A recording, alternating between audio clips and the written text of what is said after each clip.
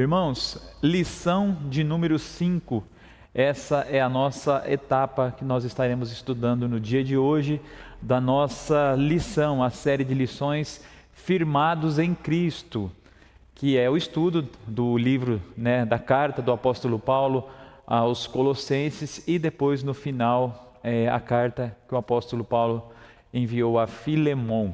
Portanto, no estudo de número 5, como já dissemos, conhecendo a Jesus, conhecendo a Cristo, como nós já pudemos estudar nas lições de número 3 e de número 4, A lição de número 3, onde nós conhecemos ali a supremacia de nosso Senhor Jesus Cristo. Conhecemos ali quem é a pessoa de Jesus, a sua obra. Ele é o cabeça, ele é o governante, ele é o comandante de todo o corpo, da igreja de Jesus.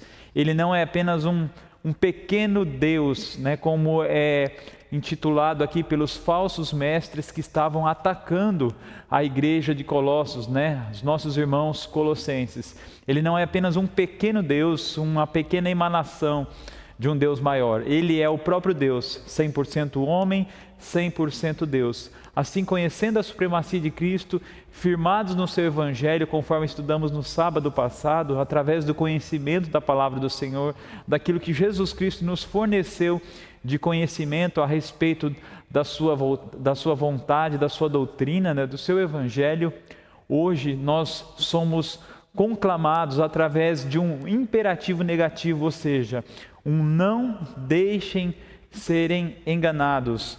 Nós não devemos nos deixar ser enganados. Portanto, o tema da nossa lição, não se deixem enganar. Como já dissemos, aqui o verbo deixar está no imperativo, é uma ordem, é um conselho, quase um comando, que os nossos autores aqui da lição têm nos dado para que nós possamos tomar cuidado com as falsas doutrinas, com os falsos mestres, com aqueles que se levantam para não somente distorcer a palavra de Deus, mas aqueles que tentam diminuir a pessoa de Jesus Cristo e também a sua obra. Portanto, nosso objetivo nessa manhã justamente é nós podermos entender a respeito da singularidade de nosso Senhor e Salvador Jesus Cristo, da sua pessoa e também da sua obra, de modo que nós não venhamos nos deixar sermos enganados aí pelos falsos mestres e também pelas suas armadilhas.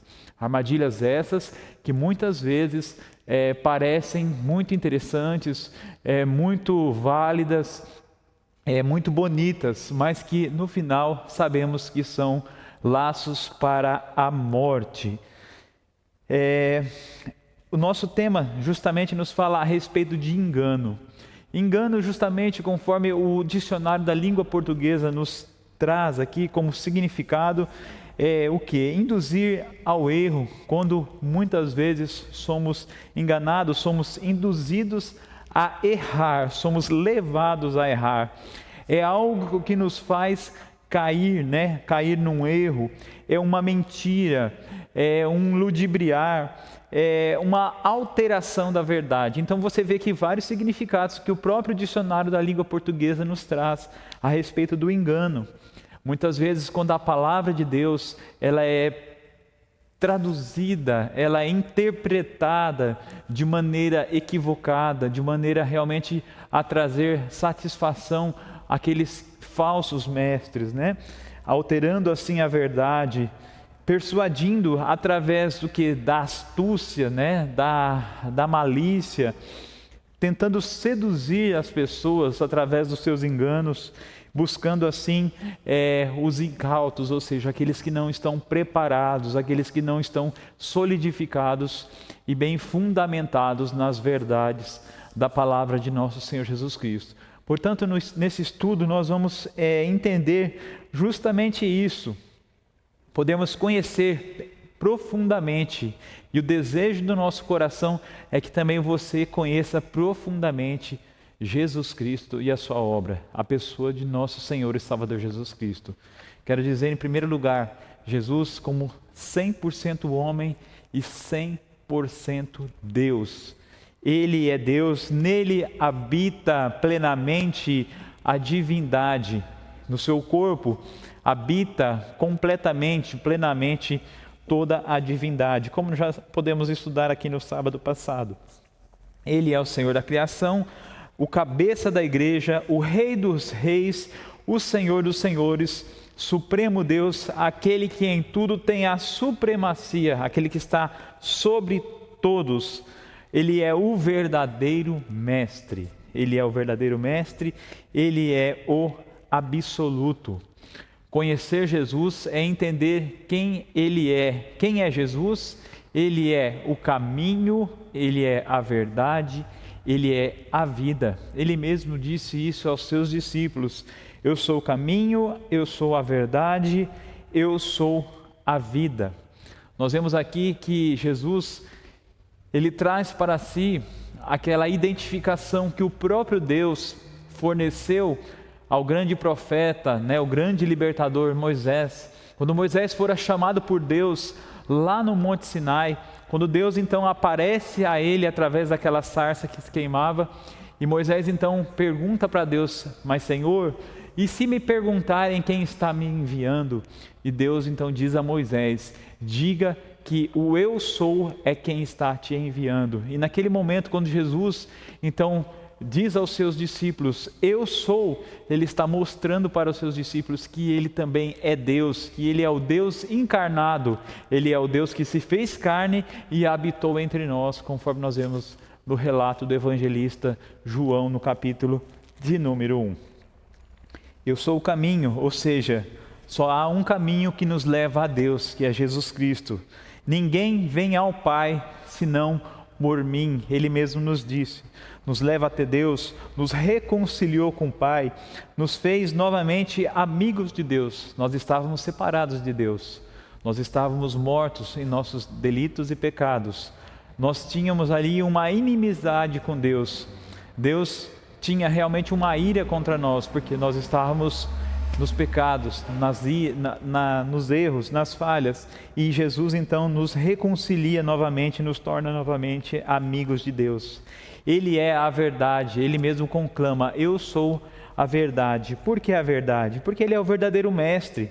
Na sua boca nunca se ouviu ou nunca houve e jamais haverá engano, conforme nós vemos em Apocalipse 14 e o versículo 15 e 1 de Pedro capítulo 2 e o verso 22.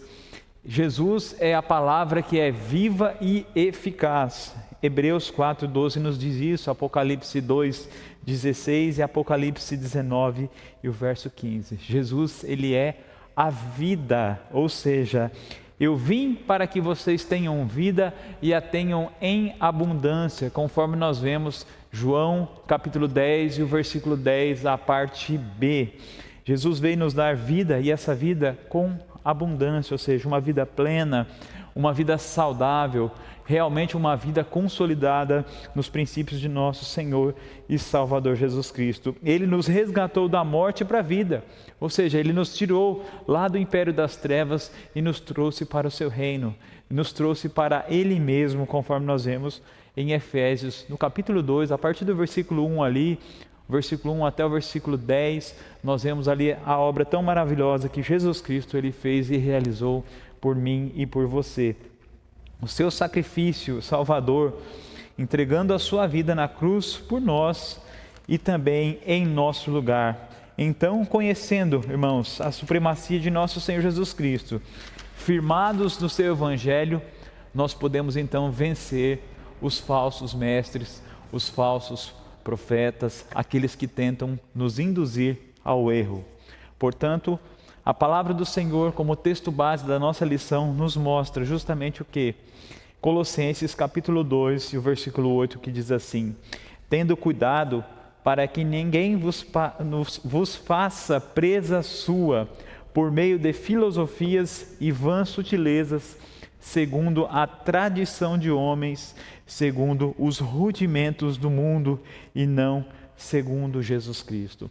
O apóstolo Paulo está nos dizendo, irmãos, para nós não permitirmos, de que maneira que nós não permitiremos sermos enganados, conhecendo as verdades, conhecendo o autor da vida, conhecendo Jesus Cristo. Ele diz: não se permitam que outros os escravizem. Ou seja, que outros te aprisionam, te prendam, façam o que quiser através das suas vãs filosofias, ou seja, das suas histórias, das suas falácias, dos seus sofismas, muitas vezes vazios, recheados ou muitas vezes maquiados com uma cara, com uma roupagem muito bonita, mas que por dentro, na sua essência, é vã, é vazia. Invenções enganosas, provenientes muitas vezes apenas do raciocínio humano, das suas tradições, daquilo que eles acham, daquilo que eles imaginam, com base em princípios espirituais desse mundo, Jesus disse que esse mundo jaz no maligno, ou seja, todo esse sistema que impera no mundo secular, todo esse sistema caído e pecaminoso que tenta levar os homens à ruína e à perdição. Nós temos que tomar cuidado para nós não sermos deslumbrados com os erros dos falsos profetas. A introdução da nossa lição nos fala a respeito do termo fake news. Fake news é um termo que nós achamos que é um termo novo, porque temos ouvido de maneira muito massificada através das mídias sociais, das mais diversas mídias, porque temos sido bombardeados nesses últimos anos, nesses últimos tempos, com uma carga de informações realmente muito pesada, muito severa, muito consistente. Por quê? Porque temos tido muito mais acessos à informação através da internet, de todas as suas mídias sociais, seja ela Facebook, YouTube, Google e assim por diante, Instagram e todos os outros recursos midiáticos que nós temos. E as fake news, que são essas notícias falsas, A tradução literal do termo fake news é um termo em inglês, A palavra fake é falso e news, notícias, ou seja, notícias falsas.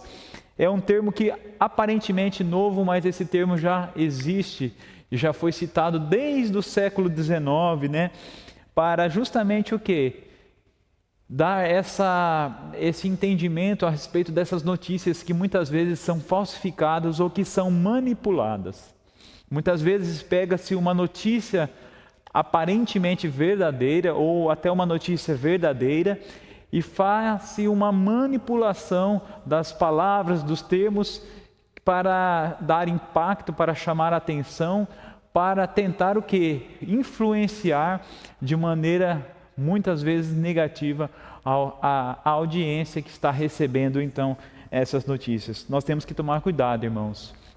No reino espiritual, no meio religioso não é diferente. Nós vemos aí muitos falsos ensinamentos, muitas notícias falsas, ou seja, se o evangelho é considerado como uma boa nova, uma boa notícia da parte de Jesus Cristo, muitas pessoas têm falsificado essa boa notícia, ou seja, falsificado esse evangelho, têm falsificado esse bom evangelho e assim distorcido através das suas tradições humanas, através das suas interpretações equivocadas da palavra do Senhor Jesus e principalmente através da influência maligna do inimigo das nossas almas e também dos seus anjos caídos.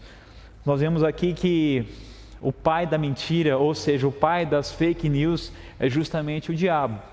E desde o início, desde lá do princípio, ele já trouxe aí o seu primeiro engano para o primeiro casal ali no Éden.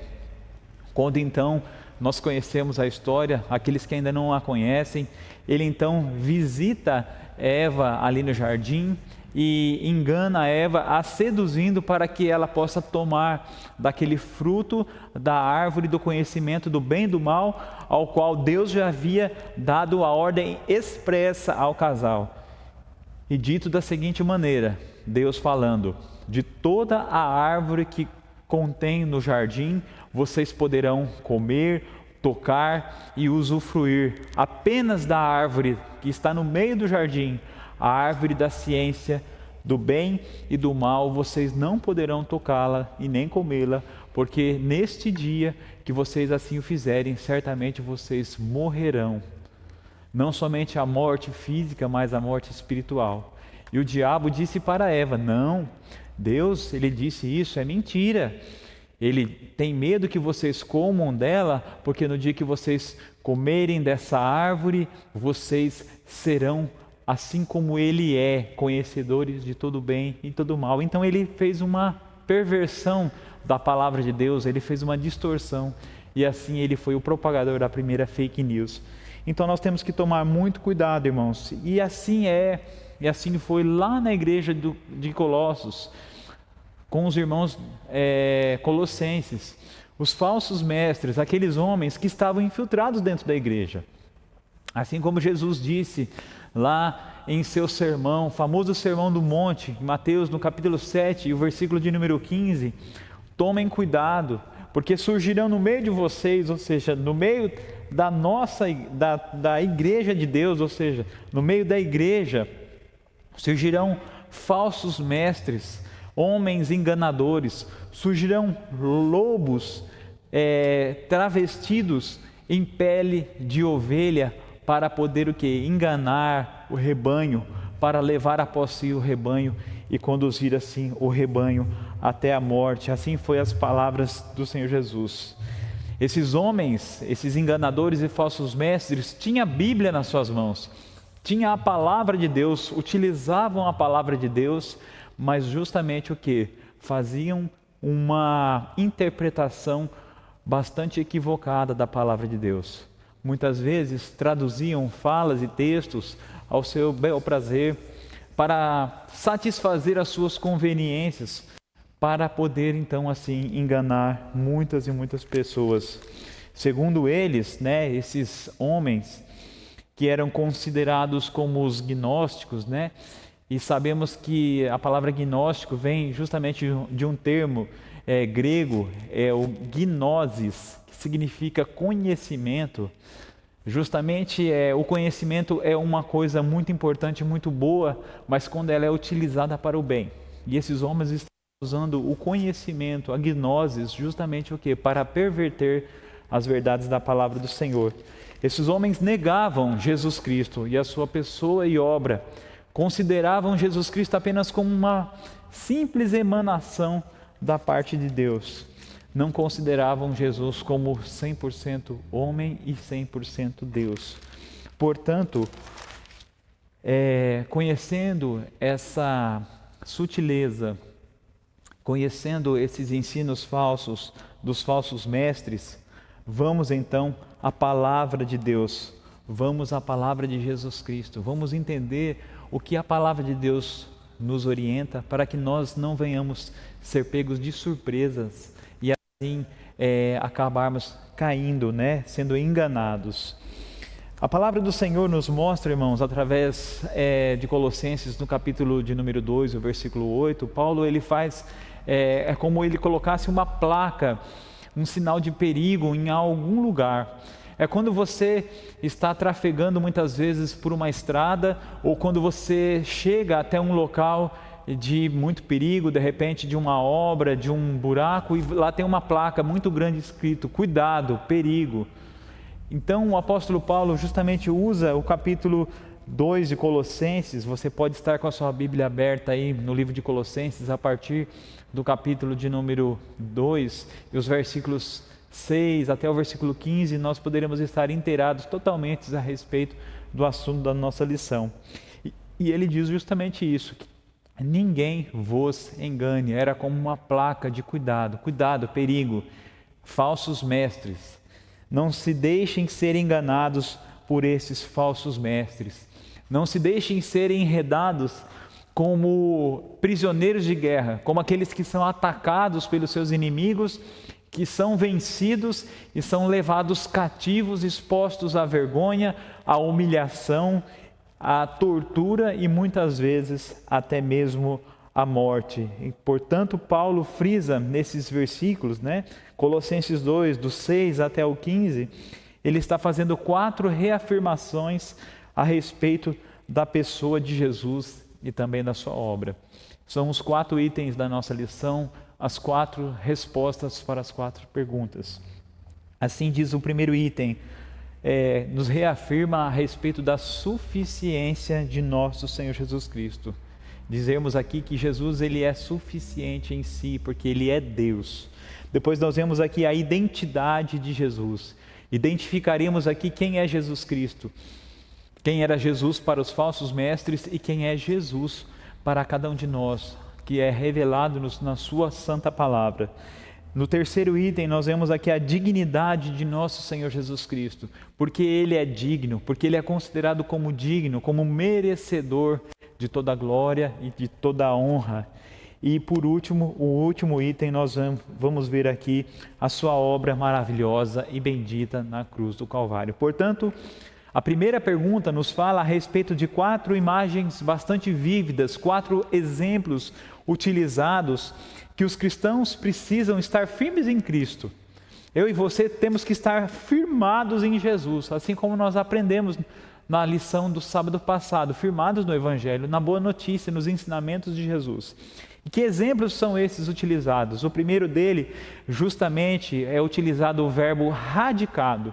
Radicado, irmãos, vem o que? De raízes, de nós estarmos enraizados, assim como uma planta, uma árvore, qualquer elemento do reino vegetal, na sua maioria, plantas e árvores, eles são o quê? São firmados no solo através das suas raízes, ali dos enraizamentos que vão se aprofundando no solo, se espalhando.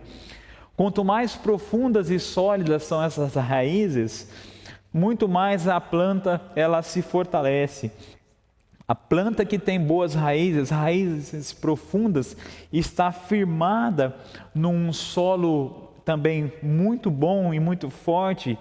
Ela recebe em si a água, os nutrientes, os sais minerais, toda a nutrição que ela precisa para que ela seja uma planta forte, que ela seja uma planta que cresça realmente no tempo correto e, acima de tudo, uma planta que vem frutificar frutos bons, saudáveis, saborosos, realmente que serão de muita utilidade.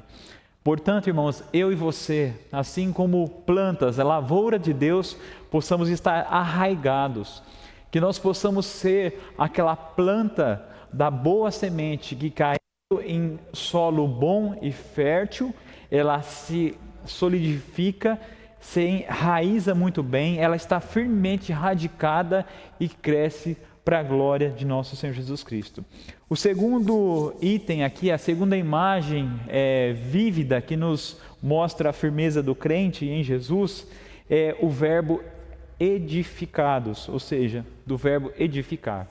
Aqueles que são pedreiros, mestres de obras, ou que já tiveram aí pelo menos contato íntimo com uma construção, sabe que uma boa casa, uma boa construção, ela deve ser primeiramente fundada muito bem, ela deve ter um alicerce muito profundo, muito sólido e muito resistente.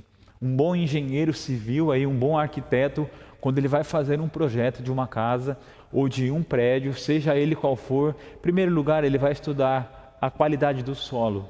Vai saber se aquele solo é um solo de terra firme, se é um solo arenoso, se é um solo rochoso, e assim ele calculará o tamanho, a estrutura de um bom fundamento, de uma boa base, de um bom alicerce para o edifício. Se nós somos solidificados, irmãos, num bom solo, realmente num solo bem resistente, se somos solidificados em Jesus Cristo, que é considerado como a pedra de esquina principal de toda a fundação, como a rocha, assim como nós vemos lá naquela pequena parábola que Jesus conta aos seus discípulos das casas que foram construídas na rocha ou na areia, quando os nossos alicerces estão bem fundos e firmados, irmãos, nós poderemos então resistir às intempéries da vida. Muitas vezes poderão vir esses falsos ensinamentos. Se eu conheço a Jesus, estou firmado nele, estou aprofundado em Jesus, eu tenho essa capacitação da parte de Deus para resistir aos ensinos errados, aos falsos mestres, aos falsos profetas. Em terceiro lugar, nós vemos aqui o verbos confirmados, que nos dá o quê? O entender de um contrato que foi firmado por duas partes e esse contrato foi ratificado, ou seja, que foi confirmado, um contrato que não se pode quebrar. Sabemos aqui que quando nós firmamos uma parceria com nosso Senhor, quando nós firmamos esse pacto com Jesus Cristo, com Deus e com o Espírito Santo, sabemos que Deus jamais romperá e quebrará esse pacto. Sabemos que Ele é cumpridor de todas as suas promessas, tudo aquilo que Ele prometeu, Ele cumpre. Ele mesmo diz, Jesus mesmo disse, passará os céus e a terra, mas as minhas palavras, ou seja, os decretos, os meus mandamentos, as minhas instituições, elas não passarão. Passará a criação, céus e terra, mas as minhas palavras não hão de passar. Portanto, irmãos, confirmados em Cristo, sabendo que aquele contrato, aquele pacto que nós firmamos com Ele, se nós permanecermos nele, certamente poderemos sermos capazes, recebemos a capacitação do Senhor para cumprirmos, para estarmos firmes nessa parceria e assim não rompermos através de um falso ensinamento ou através de um falso mestre. E o quarto e último item, a quarta e última imagem vívida é justamente o verbo crescendo. Surge a imagem de um rio que vai correndo e ele vai se crescendo e as suas margens vão sendo inundadas pelo fluxo da sua água e essas águas vão transbordando através das suas margens, irrigando terras e transbordando assim pelas suas margens e assim invadindo as terras ao redor. A palavra do Senhor nos mostra lá no livro de Provérbios que o crente, o cristão, o homem que fez o seu pacto em servir ao Senhor, ele é comparado como a luz do sol, com a luz que nasce lá da aurora, comparado com a luz da aurora. O que é a luz da aurora? É aquela luzinha do sol que começa a surgir no horizonte quando o sol está nascendo. E sabemos que ele vem gradativo, a luz da aurora ela é gradativa. E a palavra fala que devemos ser como a luz da aurora que vai brilhando mais e mais até ser dia perfeito. O dia perfeito é quando o sol está a pino, o meio-dia, quando o sol está na sua força total. E assim deve ser a nossa vida, a vida do cristão, irmãos, como esse rio que vai sendo inundado pela palavra de Deus, pelo conhecimento de Deus, pela intimidade de Deus. Esse rio que vai correndo de Deus para dentro de nós, e nós assim vamos recebendo mais e mais essa água que é comparada ao Espírito Santo, também como a sua imagem, como água viva, Jesus como a água viva que desceu do céu para inundar as nossas vidas, e nós vamos assim crescendo, e assim vamos transbordando e inundando também a vida de outras pessoas através da nossa vida. Somente assim, irmãos, através desse enraizamento e através dessa edificação sólida e profunda da nossa confirmação do nosso pacto com Jesus, também através do crescimento na nossa vida espiritual, nós poderemos vencer os falsos profetas. Portanto, a segunda pergunta nos fala justamente da identidade de Jesus, da identificação de Jesus. Quando eu e você nos apresentamos a algum ambiente, algum local, seja ele para buscarmos um emprego, seja ele quando nós somos aí, de repente, parados numa blitz policial, quando desejam nos conhecer, o que eles pedem? A primeira coisa que eles nos pedem é justamente o nosso documento de identificação. Porque no nosso documento de identificação, na nossa identidade, no nosso RG, lá está justamente o quê? Quem somos nós, quem nós somos. Está lá descrito o nosso nome completo, lá está descrito a nossa data de nascimento, lá está registrado o nosso número, o nosso código de registro geral, que é o nosso RG. Lá está toda a identificação de quem nós somos. No nosso documento está lá escrito o nosso nome. Eu sou fulano de tal, você é o ciclano. Assim, através da nossa identificação, sabemos quem somos e as pessoas saberão também quem somos. Portanto, a pergunta diz assim: quem é Jesus? Qual é a sua identidade? E qual a visão que os gnósticos tinham a respeito de Jesus? A respeito da visão que os gnósticos tinham sobre Jesus, nós já acabamos falando um pouquinho lá na introdução da lição. E eu gostaria apenas de ratificar para vocês, apenas de confirmar aquilo que nós dissemos no início. Eles consideravam Jesus apenas como um semideus, eles consideravam Jesus apenas como uma emanação de um Deus supremo. Eles utilizavam a própria palavra de Deus para o quê? Distorcer isso. E hoje ainda nós vemos esse tipo de coisas acontecerem. Algumas religiões que consideram Jesus apenas como um sábio mestre, um sábio profeta, um homem que teve ali a sua importância, a sua relevância em um determinado tempo. Os gnósticos entendiam Jesus como um éon, ou seja, uma emanação de um ser supremo, de um ser maior. Um ser que não era totalmente puro, né? Não era totalmente santo, não era completo em sua divindade. Haja visto que eles consideravam Jesus como uma emanação de Deus, e através dessa emanação, Jesus era considerado como um semideus, um pequeno Deus, um éon, conforme o termo grego utilizado pela nossa lição, derivado de uma pessoa, de um Deus nominado como um Deus chamado Demiurgo, um pequeno Deus menos puro, menos santo, como já dissemos, que pertencia a um grupo chamado pleroma, ou seja, traduzindo para a nossa língua portuguesa como plenitude, ou seja, Jesus não era pleno em si mesmo, não era totalmente santo, não era totalmente puro. Mas o apóstolo Paulo, vamos dizer assim, ele fecha a questão, irmãos. O apóstolo Paulo aqui ele é enfático a respeito da teologia, a respeito de Jesus Cristo, né, da cristologia. Ele diz assim: em Cristo, em Jesus Cristo, habita toda a plenitude de Deus, ou seja, Ele é Deus. Pois em Cristo, que veio em forma humana, habita toda a natureza de Deus. Jesus Cristo é Deus, irmãos. Em Jesus está toda a natureza de Deus. Todos os atributos de Deus estão em Jesus. A sua onisciência, onipotência, onipresença, a sua santidade,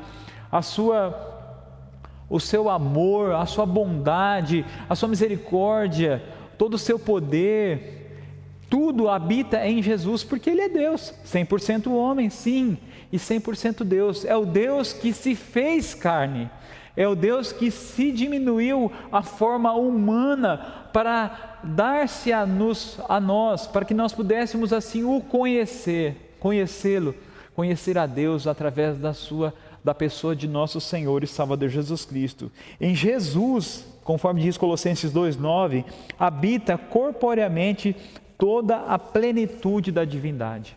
Quando Paulo diz isso aos Colossenses, ele diz aos irmãos da igreja de Colossos: olha pessoal, esse pessoal que está aí dentro da igreja, esses gnósticos que estão dizendo que Jesus não é Deus, que estão dizendo que Jesus não é 100% Deus, que não é totalmente puro, que não é totalmente santo e que não é uma divindade plena, que não é Deus pleno, eu digo que Ele é sim, Ele é 100% Deus, nele habita totalmente a divindade, a natureza de Deus, porque Ele é Deus. Jesus, Ele é o Deus perfeito, essa é a identidade de Jesus.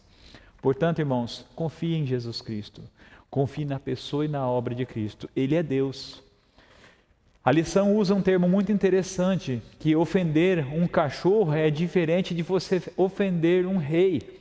Era um ditado popular. Quando você ofende um cachorro, obviamente que o cachorro é um ser irracional. Ele não está nem sabendo se você está o ofendendo ou não. Mas quando você ofende um rei, você ofende uma pessoa importante, uma pessoa que é do alto escalão. Realmente uma pessoa que muitas vezes está acima de nós. Se eu ofendo a Jesus, se eu descredencio a obra de Jesus, se eu desacredito a pessoa de Cristo, se eu o considero menos do que Ele é, e Ele é Deus, eu estou assim o ofendendo. E quando eu ofendo a pessoa de Deus, a pessoa de Jesus, eu tenho que ter muito cuidado, isso é muito perigoso. Eu posso estar correndo seriamente risco de vida, ou seja, risco de morte, muitas vezes a morte eterna. Portanto, irmãos, Jesus, ele é totalmente Deus. Paulo utiliza justamente essa completude da divindade, a palavra theotes, ou seja, Deus, totalmente Deus. Paulo usa a palavra divindade no grego, theotes, que é a referência à essência divina. Jesus é Deus em toda a sua essência. Por isso que ele é considerado como digno. A terceira pergunta justamente nos fala a respeito da dignidade de Cristo. Ele é digno. Quando nós vemos aqui da abertura do livro da vida, e os anjos ali, aqueles que estavam ali conversando entre eles, ficaram preocupados. Olha, quem poderá abrir o livro e desatar os seus selos? E eles disseram, aqui está o Senhor, o Cordeiro de Deus, o leão da tribo de Judá. Ele é digno de tomar o livro nas suas mãos e desatar os seus selos. Por quê? Porque ele foi morto e com o seu sangue ele comprou para Deus gentes de todos os povos, tribos, línguas e nações, e para Deus os constituiu um reino de sacerdotes. Nós vemos que Jesus Cristo, ele é digno, ele é merecedor. Eu e você não somos dignos de nada, não somos merecedores de nada, mas a graça do Senhor nos alcançou, ou seja, um presente, um favor imerecido. Nós não merecemos e não merecíamos e jamais mereceremos, mas todas as coisas são feitas, a nossa salvação é através da obra de Jesus, ou seja, dos méritos de Jesus. É pela graça que nós somos salvos, e isso não vem de nós, é dom de Deus. Ou seja, nós não somos salvos, irmãos, não é pelos nossos esforços, não é pelas nossas obras, não é por aquilo que nós fazemos, deixamos de fazer. Somos salvos por Jesus Cristo, e somos salvos em Jesus o quê? Para as boas obras. Uma vez salvos por Ele, não merecendo a salvação, somos salvos o quê? Para que possamos estar bem enraizados, edificados em Cristo, confirmados no Senhor, cresçamos o quê? Para toda a boa obra, cresçamos o quê? Para obedecermos os mandamentos do Senhor, cresçamos para quê? Para dar ouvidos à voz de nosso Senhor Jesus Cristo e obedecê-lo em tudo. Louvado seja Deus. Portanto, Colossenses 2,10 diz que nele, em Jesus, eu e você, temos uma vida completa. É Ele quem manda em todos, governos e poderes. Ele está acima de tudo, Ele é o cabeça. Reconhecer a sua divindade é algo muito sério, irmãos. Nós temos que tomar cuidado e reconhecermos que Jesus é Deus.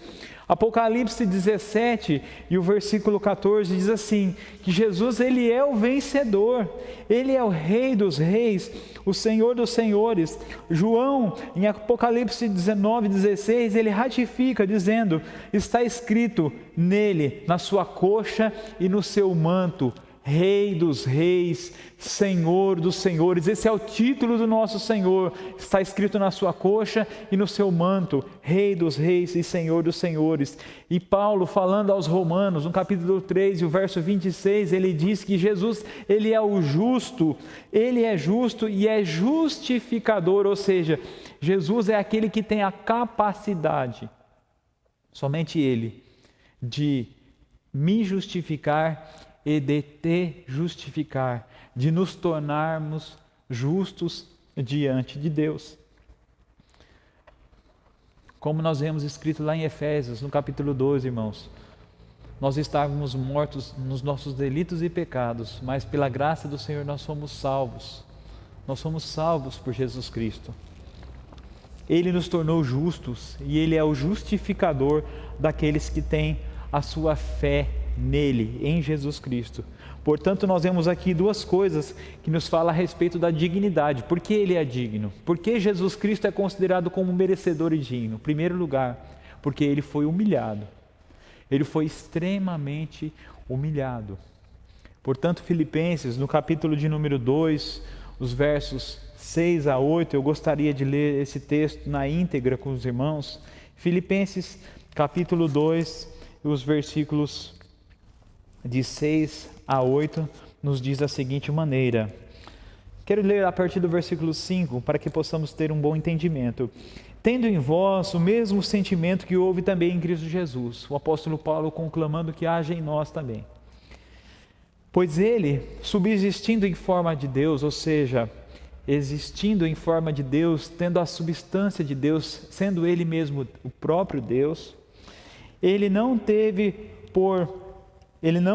julgou como usurpação, ou ele não teve por usurpação, ou seja, ele abriu mão da sua própria divindade, ele não se apegou à sua divindade e o ser igual a Deus, antes a si mesmo se esvaziou, ou seja, ele se diminuiu para que eu e você pudéssemos o conhecer. A si mesmo se esvaziou, assumindo a forma de servo, ou seja, assumindo as camadas mais baixas da humanidade, como um servo, como ali podemos dizer, como um escravo, como aquele que estava mais, vamos dizer assim, abaixo, dizendo, tornando-se semelhança de homens e reconhecido em figura humana. Ele era Deus e ele se encarnou em uma pessoa, um ser humano. A si mesmo se humilhou, tornando-se obediente até a morte e morte de cruz. Como homem, foi totalmente puro, totalmente santo, totalmente honesto, totalmente obediente e a si mesmo se humilhou até a morte e a morte de cruz. Considerado nos tempos do Império Romano, nos tempos de Jesus, como a morte mais vergonhosa e mais atroz que se podia condenar um ser humano a morrer, a morte de cruz. Portanto, ele foi humilhado. Ele é digno e merecedor porque ele foi humilhado. Ele é digno e também é merecedor porque ele foi exaltado novamente vamos dizer assim, ao seu posto, aquilo que ele sempre foi, Deus. E diz mais o texto, versículo 9 até em diante, diz assim: pelo que também Deus o exaltou sobremaneira e lhe deu um nome que está acima de todo nome, para que ao nome de Jesus se dobre todo o joelho nos céus, na terra e debaixo da terra, e toda a língua confesse que Jesus Cristo é o Senhor, para a glória de Deus, nosso Pai. Louvado seja Deus, irmãos. O Senhor Jesus Cristo, Ele é digno porque Ele foi humilhado, mas Ele também foi exaltado. Ele é o Senhor e o Todo-Poderoso.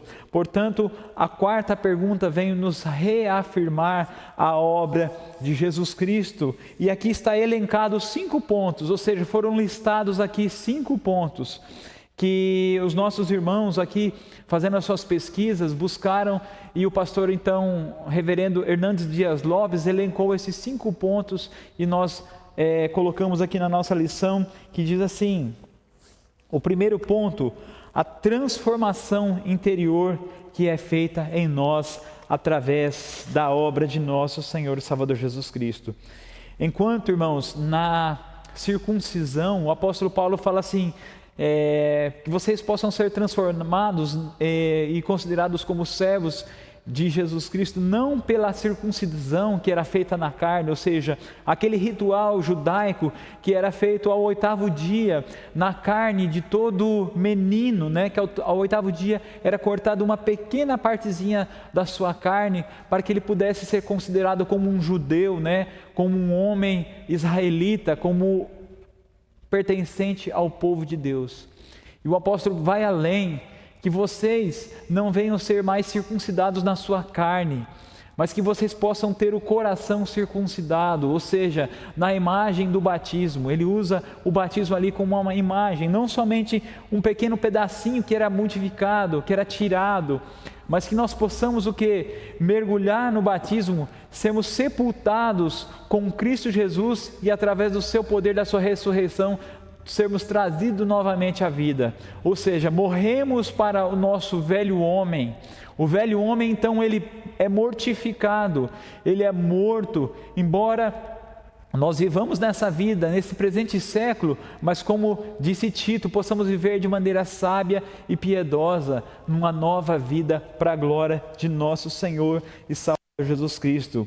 A segunda reafirmação, o segundo ponto elencado da obra de Jesus Cristo em nós, que possamos ter uma vida radicalmente nova, ou seja, que possamos ser comparados, irmãos, não somente como uma pessoa que fora curada de uma doença terrível e ele então é curado daquela enfermidade, mas possamos ser identificados como aquela pessoa que realmente passou pela morte, mas ressuscitou, que recebeu uma nova oportunidade.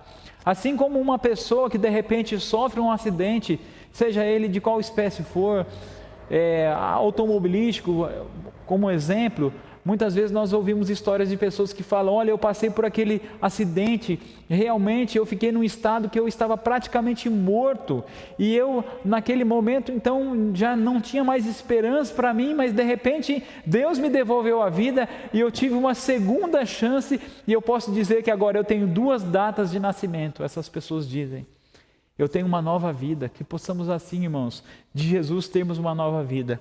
Nicodemos, quando ele foi ter o seu encontro na surdina, na boca da noite com Jesus, e Jesus disse para ele: Nicodemos, olha, importa que você nasça de novo. E Nicodemos fala para Jesus: Senhor, mas como que eu poderei nascer de novo? Voltaria eu ao ventre da minha mãe e nasceria novamente? Não, Nicodemos, você deve nascer da água e do Espírito.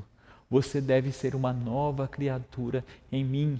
Você deve romper com o velho homem, com os costumes errados, com as coisas do passado, com as suas religiosidades, com o seu tradicionalismo, e viver a vida que eu tenho proposto para você. E assim Nicodemos o fez, porque sabemos que quando Jesus estava sendo crucificado, Nicodemos assim o acompanhava. Sabemos que ele teve uma transformação e uma nova vida. O terceiro ponto a ser elencado, que Jesus, através da sua obra, ele promoveu a nós, ele proveu para nós o perdão definitivo. O sacrifício de Jesus foi um sacrifício vicário, foi um sacrifício que substituiu o nosso lugar, foi um sacrifício perfeito. Nós vemos lá no livro de Hebreus a comparação dos sacrifícios que eram feitos lá no antigo Israel, que era morto o cordeirinho, que era aspergido o seu sangue, que era sacrificado para o perdão dos pecados no dia da expiação. E assim, aquele sacrifício que era feito era apenas uma sombra daquilo que haveria de vir, do Cordeiro de Deus que haveria de ser morto, e que foi morto desde antes da fundação do mundo. E conforme diz a palavra do Senhor, chegando à plenitude dos tempos, Jesus então veio, nascido de mulher, cumprir toda a obra do Senhor, toda a justiça. E aquele sacrifício que antes era imperfeito, através do sacrifício de Jesus, então, nós temos o perdão total para nossos pecados, para as nossas falhas, para os nossos erros, a partir do momento que nós aceitamos o perdão de Jesus na nossa vida. Jesus, ele tem o perdão. Mas se eu não aceito, como poderei ser perdoado se não aceito? Mas a partir do momento que eu aceito a obra de Jesus na minha vida, eu poderei ser perdoado por Jesus Cristo. O quarto item aqui elencado, listado, que reafirma a obra de Jesus na nossa vida, é o cancelamento total da dívida.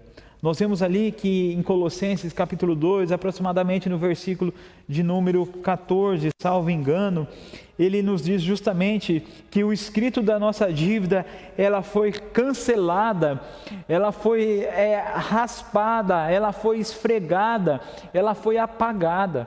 Como uma pessoa que tem a sua dívida escrita lá numa lousa, num caderno de anotações, numa promissória, e aquilo vai ser rasgado, vai ser eliminado, vai ser apagado. Jesus fez assim com o seu sangue, com a sua própria carne. Jesus Cristo, ele apagou o escrito da dívida que era contra nós. Colossenses 2, verso 14.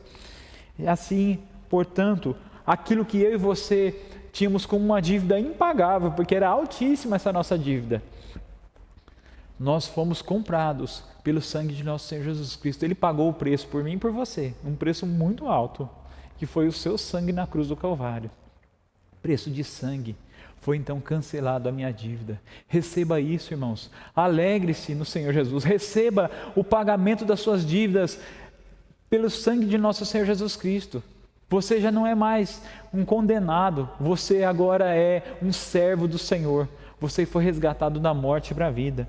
E o quinto item aqui que foi listado, o quinto ponto que nos reafirma a obra de Cristo Jesus, é que Jesus Cristo ele triunfou sobre principados e potestades. Lá no princípio, quando Deus então, diante da queda do homem, ele disse à mulher: de ti nascerá um que calcará, pisará com seus próprios pés a cabeça da serpente. Jesus Cristo, esse, o Filho de Deus, que nasceu, que morreu, mas foi ressuscitado, ele calcou com seus próprios pés a cabeça da serpente. O diabo, as potestades, os seus anjos caídos, os governos, os principados malignos foram destronados, foram pisados pela pessoa de nosso Senhor e Salvador Jesus Cristo e a sua obra, o seu sacrifício na cruz do Calvário. Ele expôs todos eles ao ridículo, assim como um líder militar e o seu exército que vence o seu inimigo e leva ele cativo, e quando volta ao seu país, então apresenta os prisioneiros de guerra em praça pública, e aquele grande general vai cavalgando à frente do seu exército, e aqueles homens aprisionados vão sendo expostos ao ridículo, à vergonha pública. Jesus fez isso com Satanás e seus anjos. Ele os expôs publicamente, e deles ele triunfou para a glória de Deus, o nosso Pai. Portanto, irmãos, colocando a nossa vida agora em foco, colocando esses ensinamentos em prática, nós possamos estar concentrados na singularidade de Jesus. Ou seja, o que é isso? Jesus ele é o único, ele é o suficiente, ele é o Deus Todo-Poderoso, ele é aquele com o qual o apóstolo Paulo usa as expressões: é por ele, é para ele, é por meio dele, é nele, é juntamente com ele, é olhando fixamente para Jesus Cristo, que nós poderemos o que? Evitarmos, irmãos, os falsos profetas, os falsos ensinamentos. E de repente, quando nós formos confrontados com esses falsos ensinamentos, poderemos em Cristo Jesus sermos capacitados para resistirmos a todo e a qualquer vento de doutrina que tenta destruir a casa espiritual, a igreja do Senhor, que é considerado como coluna e sustentáculo da verdade. Ou seja, a igreja de Cristo, ela está firmada na rocha do Senhor.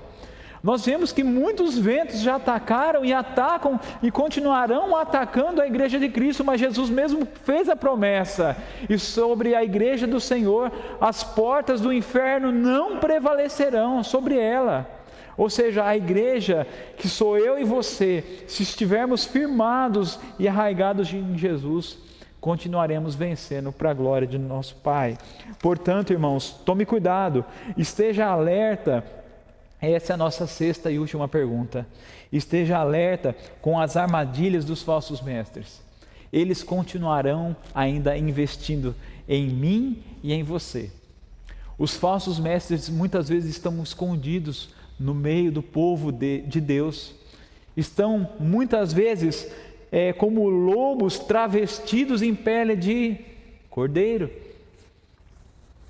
Muitas vezes estão com a palavra de Deus na mão, e conforme a nossa lição nos diz mesmo, muitas vezes eles estão vestidos de paletós e gravatas, de ternos bonitos, com uma boa roupagem, mas como Jesus mesmo disse: vocês, fariseus, vocês muitas vezes são como sepulcros caiados, por fora muito bonito, muito ornamentado, mas por dentro cheio de rapina e de morte. Tomemos cuidado, irmãos, para que nós não venhamos sermos aí atacados por essas doutrinas erradas, porque o ladrão ele vem para matar, roubar e destruir. João 10, a primeira parte do versículo.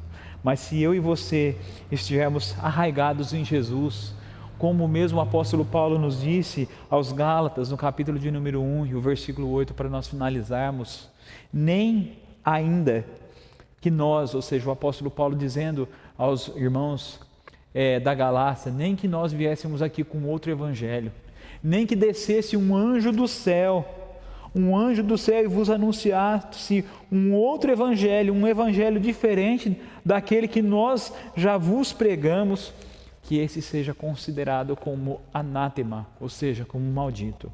Portanto, irmãos, nós deixamos aqui um desafio para nós e para vocês, um desafio missional, um desafio para a nossa semana. Graças a Deus é que Deus nos permitiu chegar ao final de mais essa lição, de mais esse estudo.